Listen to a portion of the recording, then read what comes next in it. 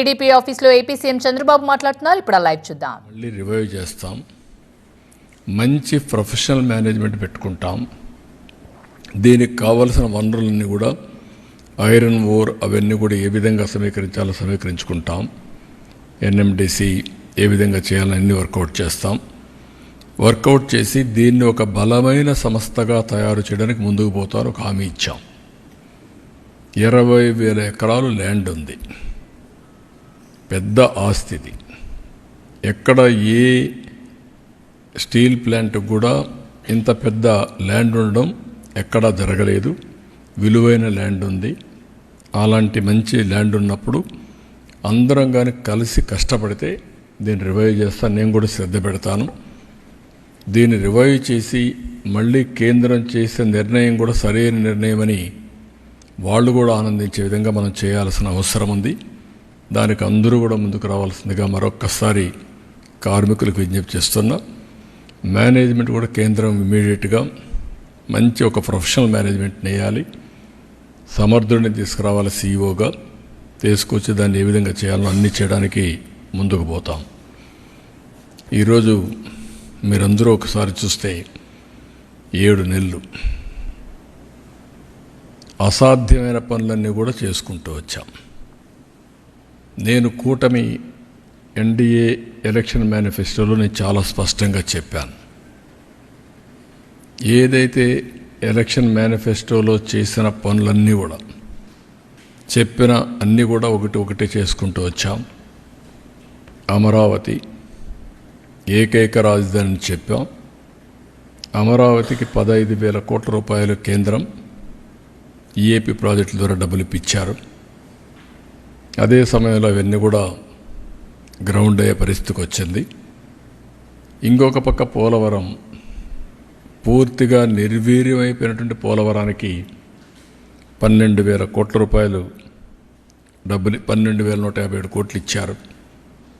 రేపు మళ్ళీ దానికి డయాఫామ్ వాల్ ఫౌండేషన్ వేసే పరిస్థితికి వచ్చాం.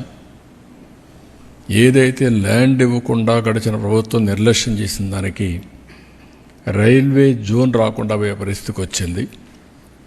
వచ్చిన వెంటనే వాళ్ళకు అవసరమైన ల్యాండ్ ఇచ్చాం, క్లారిటీ ఇచ్చాం, పర్సూ చేశాం. రైల్వే జోన్కు కూడా మొన్నే ప్రధానమంత్రి గారు ఫౌండేషన్ వేసే పరిస్థితికి వచ్చారు. ఇలాంటి మీరు చూసినప్పుడు ఎప్పుడూ జరగిన పనులన్నీ కూడా మనం చేసుకుంటూ వచ్చాం. 7 నెలలు 4 లక్షల కోట్ల రూపాయల పెట్టుబడులకు ఒప్పందాలు జరిగాయి.